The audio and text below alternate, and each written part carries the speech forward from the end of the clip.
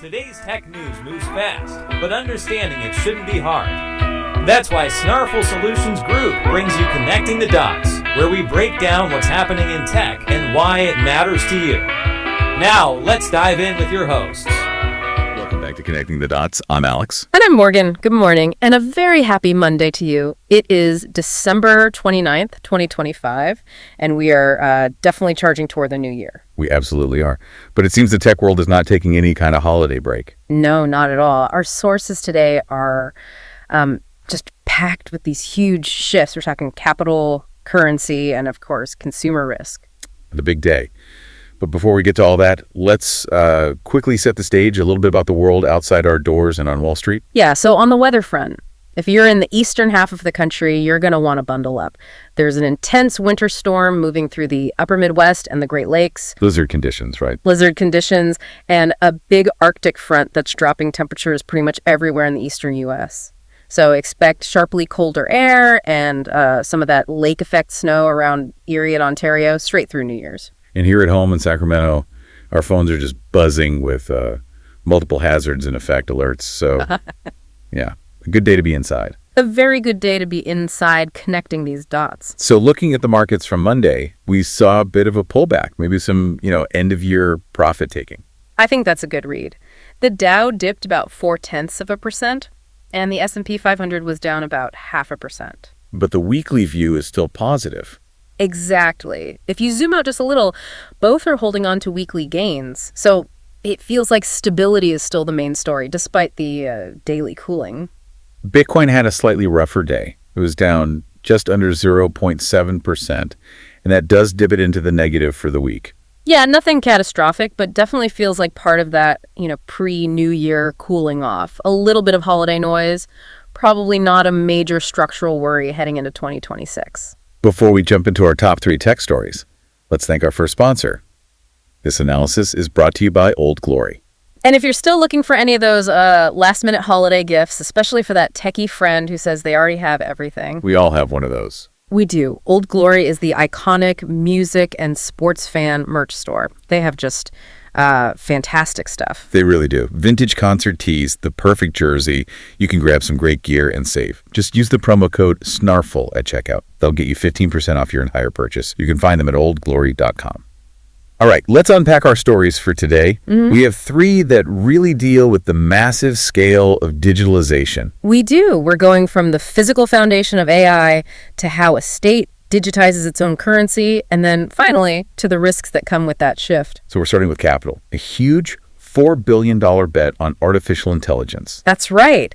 We're talking about SoftBank Group Corp, the Japanese tech and investment giant. They've just announced they're acquiring the NYSE-listed private equity firm DigitalBridge Group, Inc. For $4 billion in cash. Yeah. And that includes assuming their debt. It does. And this isn't just, typical M&A chatter. This is a big strategy play. But so why is that? I mean, DigitalBridge is all about digital infrastructure, right? Data centers, fiber, cell towers. So why is SoftBank spending this much money on the physical plumbing of the internet right now? Because that physical plumbing is the only thing that can actually fuel the AI boom. I mean, you can have the most brilliant AI software in the world, But it's worthless if you can't run it. It's worthless without the massive data centers, the cooling, the sheer power capacity to run those models. SoftBank is strategically buying the picks and shovels, not the gold. And what's really fascinating here is the valuation debate. Our sources are highlighting this. DigitalBridge manages $108 billion in assets, but its stock has been wobbly. Very wobbly. The market cap recently dipped below $3 billion. There was all this talk about a potential AI bubble popping. So SoftBank just swooped in and paid $1 billion premium. That's where the analysis gets so interesting. They paid $4 billion, which is a huge premium over the market price. And what that reflects is this intense institutional conviction that these data center assets are just undervalued by the public market. So they think Wall Street is wrong. They do. In fact, JP Morgan analysts had previously set a $28 per share target, which would be about a $5 billion valuation. They called it an attractive takeout price. So even at $4 billion, SoftBank feels like they're getting a deal. They're being opportunistic, not overpaying. Right. And you have to remember who we're talking about. SoftBank's CEO, Masayoshi Son, $4 billion is almost a small investment in his grand scheme. Isn't he the one behind that $500 billion Stargate data center project with Sam Altman and Larry Ellison from earlier this year? The very same. And that context is absolutely key here. This $4 billion DigitalBridge deal isn't the whole vision, it's an acceleration engine. An engine? How so? DigitalBridge already has $14 billion of capital that's committed and in flight across the AI ecosystem for 2025. So SoftBank is basically just buying a massive, ready-to-go pipeline of data center infrastructure. A proven one, yes. It's a huge shortcut. It means that for anyone watching this space, the idea that AI demand might be peaking is probably wrong. Very wrong. SoftBank, with its history of making these colossal bets, is showing that institutional capital is still pouring billions into the foundations of AI. Because those foundations are just non-negotiable for the next decade of tech. It's a compelling argument that the physical build-out is really only just beginning. I think so. So, from institutional capital betting on infrastructure, let's pivot to how states are trying to control the financial flow on that new infrastructure. We're going to China and their central bank digital currency. Right. This is a major policy shift coming from the People's Bank of China, the PBOC, and it's all about their digital yuan, the ECNY. And for anyone who's not familiar, CBDC is basically a digitized form of a country's official currency issued and backed by the central bank itself. Exactly. And the big news here, which is set to take effect January 1st, 2026, is that commercial banks offering these ECNY wallets will now be mandated to pay interest to users. That is a massive change. It's a complete game changer. It fundamentally alters what the ECNY is. The PBOC is officially moving it from what they call digital cash to what they are now calling a digital deposit currency. And this whole transition is really about boosting adoption. Which has been a bit of a struggle, right? Yeah. Even with the pilot programs running since 2019, it's had a hard time competing with giants like Alipay and WeChat Pay. A very hard time. But if you suddenly start offering interest, you look a lot more attractive than a zero-interest wallet from a tech company. But the changes go deeper than just interest rates, don't they? Oh, absolutely. This whole digital RMB 2.0, as they're calling it, means it's being formally integrated into the banking system. Yeah. There are two huge regulatory steps here. Okay, what are they? First, ECNY balances will now be protected under China's deposit insurance system, just like a regular bank account. Wow, that's a huge stamp of legitimacy, a big security blanket for the average person. It is.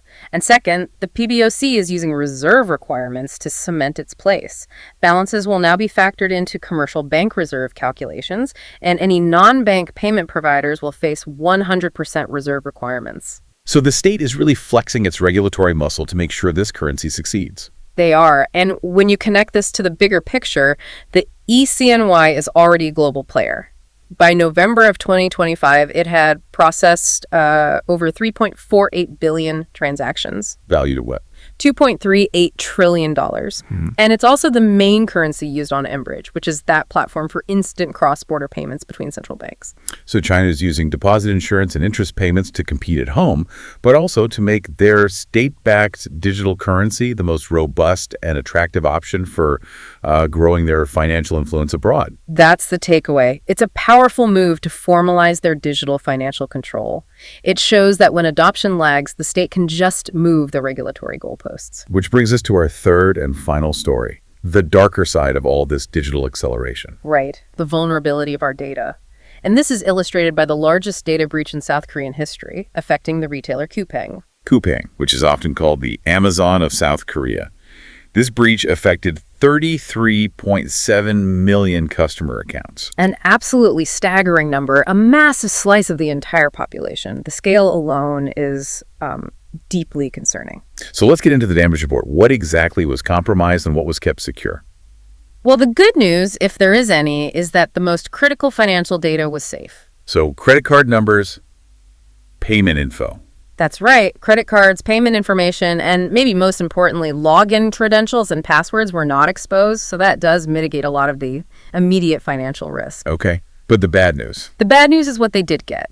And it's basically the entire toolkit for identity theft and fraud, full names, phone numbers, email addresses, physical mailing addresses, and detailed order information. Oof, the PII, personally identifying information. All of it. And here's the part that really raises the alarm bells, the timeline. Right. The company only found out about the breach on November 18th. Correct. But the breach itself had allegedly been ongoing since June 24th. So that's almost a 5-month window. A nearly 5-month exposure window where data was just flowing out completely unnoticed. In cybersecurity terms, that is an eternity. And the alleged perpetrator. Reports are pointing to a former Chinese employee. A former employee using unrevoked access tokens, which the police are now investigating. And this whole thing comes after other massive breaches in South Korea this year, like the one that hit SK Telecom's 27 million subscribers. It really suggests a major national issue with internal monitoring and access control. I'd say so. The big takeaway for all of us, for anyone who shops online, is the danger of this PII even by itself. Even without credit cards, this data is gold for phishing scams. Highly targeted phishing, yeah. I mean, imagine you get a text message that says, your recent order of a blue coffee maker from Coupang scheduled for delivery to 123 Main Street has been delayed. Click here to confirm. It's hyper-specific. That combination of your real name, your real address, your actual order history, it makes the scam look completely legitimate. You're exponentially more likely to click. The CEO has apologized, but the immediate takeaway for consumers has to be vigilance. You have to assume your personal info is now public. Exactly. Scrutinize every single text, email, or call pretending to be from Coupang or any other delivery service, especially now during the holiday returns season. It's prime time for this kind of fraud. That is some very sound advice. Before we move on to our final thoughts, we just want to give a quick shout out to our second sponsor. This analysis is also brought to you by Skony, the premium golf shoe store. Oh. If you're looking to upgrade your footwear on the course for the new year, Skony absolutely has you covered. They make incredible products, and you can get 15% off your entire purchase if you use the promo code SNARFL at checkout. You can find them at skony.com. So let's quickly recap the 3 major forces we saw driving the world of tech today. First up, SoftBank's $4 billion acquisition of DigitalBridge. It's proof that institutional capital is still betting heavily on the physical foundations of AI, believing that infrastructure boom has a long, long way to run. Second, China is using its regulatory power, we're talking mandatory interest and deposit insurance, to formalize its digital yuan as a superior digital deposit currency. That solidifies its status at home and abroad.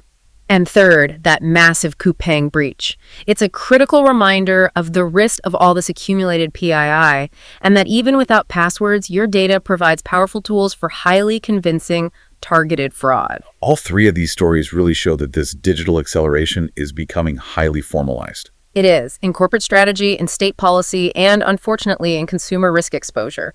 The systems are maturing, they're becoming fully integrated into our financial and commerce infrastructure. And when you look at SoftBank pouring billions into the physical hardware and China formally integrating the ECNY into its central banking reserve system, that whole push is toward the complete tokenization of value. Which brings us to our final provocative thought for you to mull over. With state central banks showing the path toward fully tokenized currency systems, how long until we see a major global financial institution, one that's outside of state control, fully tokenize its core deposit system? That might just be the ultimate question for the financial landscape of 2026. A great place to leave you thinking. Absolutely. Thank you for connecting the dots with us today. We appreciate you listening. We're here to help at Snarful, so reach out on our website if you have any more questions. That's a wrap on today's top stories. Remember, tech doesn't have to be complicated, and we're here to help connect the dots. If you've got questions or want to learn more, visit us at snarful.com. Thanks for listening, and we'll catch you next time.